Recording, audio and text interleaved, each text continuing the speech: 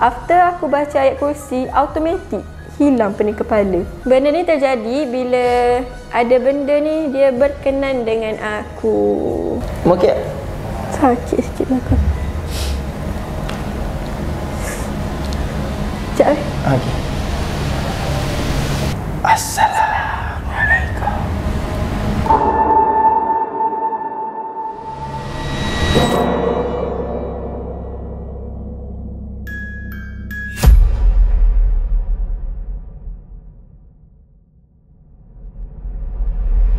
Sekarang ni kembali lagi dalam podcast seram. So, hampa dah tengok kan video yang podcast seram zaman persekolahan. So, ada Aira dalam tu. So, dia menceritakan kisah seram di surau. Dan ramai lagi dalam podcast seram yang zaman persekolahan tu yang Nazul panggil. Dan ramai yang komen pasal cerita Aira. Jadi, kita nak try tanya lagi cerita kisah seram yang dia lalui tapi tak ada kena-mengena dengan zaman persekolahan. Betul. Sebab itu kita dah buat segmen zaman persekolahan. Kali ni kita nak yang dia lalui sendiri. Boleh tak Aira kongsikan serba sedikit pengalaman seram ataupun kisah seram yang Aira sendiri alami? Okey, boleh. Ni kejadian sewaktu aku berumur 6 tahun. Aku sangkakan makanan, ternyata binatang. Untuk kisah pertama, masa tu aku berumur 6 tahun dan kejadian ni berlaku semasa aku dekat rumah lama aku, iaitu di Kampung Penambang Kelantan. Lepas tu, masa tu aku suka main sorang-sorang tau, sebab aku ni anak bongsu. Masa tu waktu maghrib, masa tu mama dan abah aku ada, tapi mama dekat dapur and abah aku dekat tingkat atas rasanya. Okay. Aku main dekat bawah. Lepas tu jenis aku ni pula, aku suka bermain dekat belakang, tangga belakang rumah aku. Which is tangga belakang rumah aku tu, dekat belakang rumah aku tu ada ayam dekat bawah tu, aku suka bagi dia orang makan. Okey. Balik makanan dekat ayam apa ni lah. Tiba-tiba aku dengar satu bunyi, "Dek, jom main sekali nak?" Adakah perasaanmu takut ataupun macam biasa? Tak takut sebab yang panggil aku tu cantik. So bila dia ajak aku main dekat bawah, aku pun turun. So bila aku turun, aku ingat lagi pakaian dia macam mana. Kalau aku ingat sekarang mungkin seram lah sebab dia pakai kebaya merah. And then dia ada sanggul yang orang zaman dulu tu pakai. Rambut dia panjang and cantik, dia jalin. So aku pun turun lah bermain dekat bawah tu. Dia main dengan aku macam-macam, main guli, main permainan budak-budak zaman dulu. Aku pun terpancing dengan dia. Dia pun ajak, "Nak tengok benda tak? Jom ikut akak." Tu ni apa lagi? Pergilah ikut dia. Dia bahasakan diri akak ataupun akak. So kalau mu nak tahu, dekat kawasan rumah aku tu, dia banglo tau. So dekat sebelah sini, sebelah kanan ni tak ada rumah. Dia more tu pokok pisang, macam tanah yang lapang lah. And then bagi aku seram jugalah kawasan tu sebab banyak pokok pisang. Okay, and then aku pun pergilah dekat situ, main dekat situ apa semua. Tiba-tiba aku macam pening apa semua, aku pingsan. Aku rasa maybe masa tu family aku pun mencari aku apa semua. Tiba-tiba aku terjaga. Dia sewaktu dalam pukul 4 pagi macam tu, almost subuh lah. Kalau mu nak tahu, tempat yang aku sedar tu bukan tempat pokok pisang lagi. Dekat kubur. Kubur yang dekat rumah ke apa? Yes, sebab dekat kawasan Penambang tu dia ada satu tempat kubur, perkuburan Banggul. Bila aku sedar-sedar, like before aku sedar tu, before aku tertidur, before aku pengsan tu, ada kejadian lagi. Dia bagi aku makan. Makan apa? Sebenarnya, apa yang aku nampak, aku makan mi goreng. Tapi, selepas aku bangun dari pengsan tu, rupa-rupanya yang aku makan bukan mi goreng, ulat.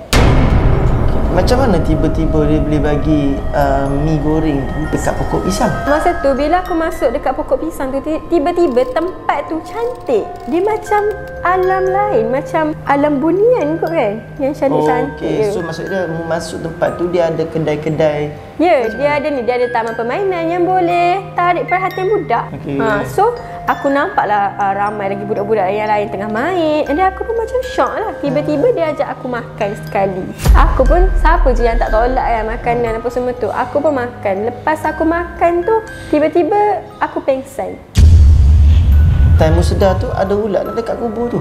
Time aku sedar tu ada ulat dekat sekeliling aku. And then aku perasan dekat badan aku ni, dekat kaki aku ada lipan. Tapi tak ni apalah. Dia tak sempat tu lagi lah. Cuma adalah dekat kaki apa semua tu. Masa tu aku sedar lah yang family aku dah jumpa aku sebab ada orang kampung yang nampak aku. So dia orang call mama dan abah aku. Dia orang pun pergilah dekat kubur tu. Bagi aku seram lah sebab benda tu macam suka aku. Sampai sekarang ke? Sampai sekarang. Actually hari tu aku baru je berubat, tapi tak ramai yang tahu, so korang boleh tahu dalam konten ni. Okay. So, boleh reveal lah, boleh bagi tahu. Boleh. Okay. Benda tu sebenarnya suka dekat aku and sampai sekarang dia stay ikut aku. Kalau aku ada hubungan percintaan atau apa-apa pun, benda tu tak akan lekat. Lelaki akan nampak aku macam buruk or macam sebab tak kenal lah dengan aku ni. Tapi dah buang dalam benda tu? Aku dah buang benda tu, cuma aku kena stay berubat lagi lah sebab benda tu dia tutup seri muka, seri wajah aku. Okay, Nura pergi berubat and then datang daripada mana benda tu? Dia sebenarnya saka lah. Biasalah orang zaman dulu dia macam peror kan, pelihara, ada saka apa semua. So bukan buatan orang? Bukan buatan orang. Okay, so benda ni aku ingatkan dah tak ada. Tapi tiap kali aku ceritakan tentang cerita yang seram atau apa-apa pun, badan aku akan naik lebam. Sekarang pun ada tapi aku tak banyak tunjuk. Lebam. Ya. Lepas tu yang hari tu mu cerita tu? Even cerita hantu, hari tu aku pergi tengok cerita hantu dengan Nisa dekat wayang. Balik pada wayang tu, aku basuh pinggan. Aku nampak benda atas kepala aku. Boleh nampak benda-benda tu? Boleh nampak. Dia duduk atas kepala aku sebab masa tu aku basuh pinggan pukul 2 pagi. Okay, so sambungan cerita kedua. Untuk kisah kedua, aku panggil dia Jangan Toleh ke Belakang. Okay, so kisah ni dia terjadi disebabkan benda yang sering mengikut aku dan berada dalam badan aku dan juga menjaga aku. Okay, sebelum tu aku nak tanya, adakah benda yang hang tengok time hang kecil ataupun hang tak tahu? Yang ni yang saya tak tahu. So dia berlainan daripada kisah tadi. Yang tadi tu tiada sambungan lah. Okay. Yang ni kisah lain pula. Dia start daripada saya form 2. Tingkatan 5. So benda ni terjadi bila ada benda ni dia berkenan dengan aku. Benda tu lelaki atau perempuan? Okey, selepas saya hari tu sebenarnya aku baru je berubat dengan ustaz and aku dapati bahawa benda tu jin lelaki yang suka dekat aku. Boleh cerita ke benda? Boleh. So kisah ni bermula daripada zaman dahulu. Biasalah macam ramai orang zaman dulu yang suka macam bela saka ke apa semua. And then dia mostly bukan bela lah, dia turun-temurun. Dia juga turun temurun. So bila tuan saka tu dah meninggal, dia nak mencari tuan yang baru. And aku tak tahu kenapa dia memilih aku untuk menjadi tuan yang baru lah kot orang panggil. Okay, so kejadian ni berlaku bila benda ni berkenan dekat aku and dia nak menjaga aku daripada lelaki-lelaki. So means setiap lelaki yang datang dalam hidup aku ni takkan lekat. Bila aku jumpa ustaz and aku berubat apa semua tu, rupa-rupanya dia dah tutup seri muka aku and then setiap kali kalau aku ada hubungan ke apa semua, hubungan tu akan rosak. Jadi dah buang lah, dah berubat? Dah berubat, tapi sekarang ni aku baru perasan benda ni dalam 2 bulan lepas atau sebulan lepas. Benda tu still datang lagi.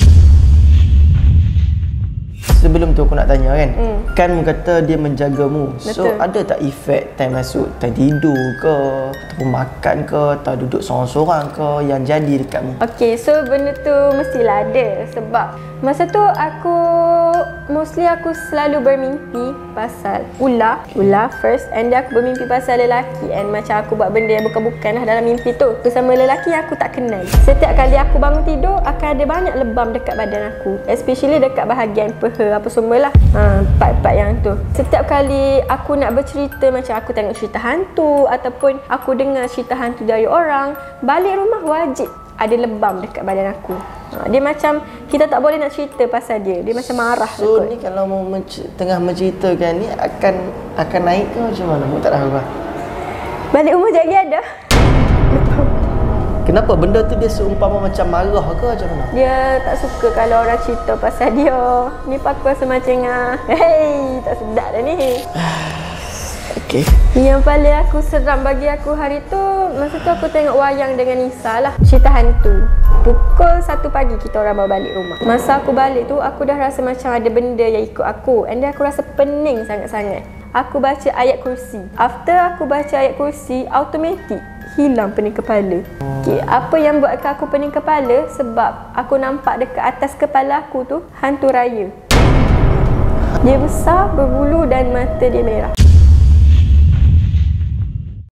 And keesokan harinya aku pun berceritalah dengan Nisa dan kita orang pergi berubat dan baru aku tahu bahawa benda tu dah lama sebenarnya ada dekat aku.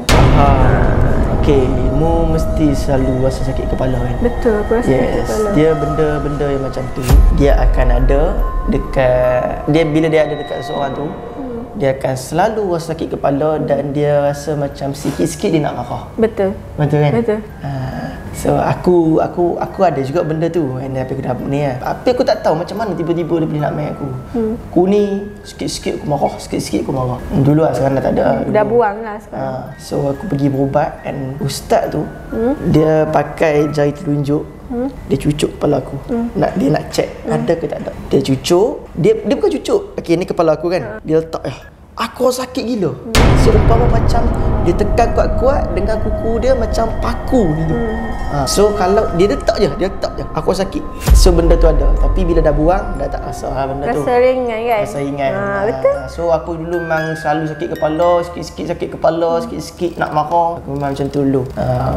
And then mu kata tadi, kisahmu ni jangan toleh ke belakang. So, dekat mana yang toleh ke belakang? Benda ni, dia banyak dekat bahagian belakang. Sebab masa aku pergi berubat dengan ustaz tu, aku ni jenis yang selalu sakit belakang and kepala. Rupa-rupanya, masa kita nak berubat tu, masa ustaz nak buang tu, ada banyak gila batu dekat dalam badan aku. Batu? Batu and like kayu-kayu yang kecil apa semua tu. Dah tak? Ranting. So mu nampak lah ustaz tu ambil ke macam mana? Ya betul, sebab kita kena tutup mata dan ustaz tu baca ayat Quran apa semua.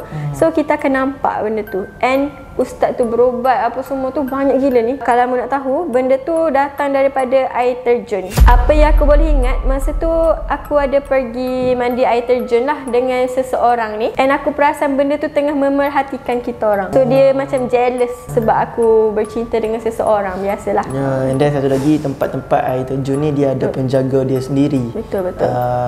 So saya nak selitkan sikit lah yang saya pernah juga pergi dekat Tasik Kenyi. Tasik Kenyi? Tasik Kenyi tu tempat yang jarang lah orang pergi. Kalau bercuti pun dia tak macam Langkawi, semua pergi bercuti situ kan. Ini memang kosong. So aku pergi dengan family aku. Ada satu air terjun tu memang cantik. So aku pergi langgap macam tu je. Aku terus pergi, aku ambil kayak, aku pergi. Sebab nak pergi ambil gambar, sebab cantik sangat. So aku pergi and then aku balik je daripada tempat tu, daripada Tasik Kenyi, mimpi teruk, mimpi banyak, bukan lah, mimpi teruk. And then aku jadi malas. Aku jadi malas and usus aku dekat dalam ni jadi macam sakit.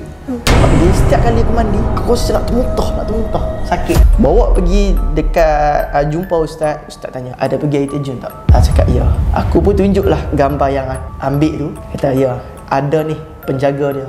Ada dekat dalam gambar ni, dia kata. Tapi aku tak nampak lah tu.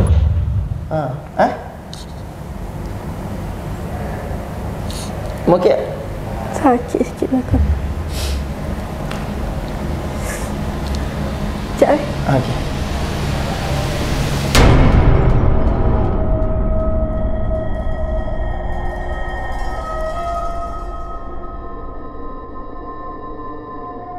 Alright gang, so Nazrul tak boleh nak habiskan podcast seram Nazrul. So Aira dia tak tahu, then dia tengah sakit kepala, semua sakit badan-badan. So jadi dia sebenarnya agak meremang. Dia tak tahu lah, selalunya yang vibe-vibe aura-aura macam ni dia ada dekat Pak Igram je. Ini saya macam, and then saya rasa bersalah sebab saya tanya dia boleh ke, dia kata boleh. So bila dah jadi macam ni, dia jadi sakit-sakit. So geng, Nazrul minta maaf kalau konten Nazrul ni macam memudaratkan Aira ke apa ke. Nazrul minta maaf. Tak apa, lepas ni insyaAllah kalau Nazrul nak buat apa-apa, Nazrul kena minta betul-betul. So ok lah geng, so harap hampa enjoy dengan konten ni. Jangan lupa like, komen, subscribe. So kalau hampa ada kisah-kisah seram, boleh share dekat bawah, dekat ruangan komen. Jangan lupa untuk video next podcast seram. InsyaAllah lepas ni kita akan panggil orang lain pula, InsyaAllah, agar benda ni tak mendaratkan sesiapa. Dan kita jumpa pada next video. Bye bye. Assalamualaikum.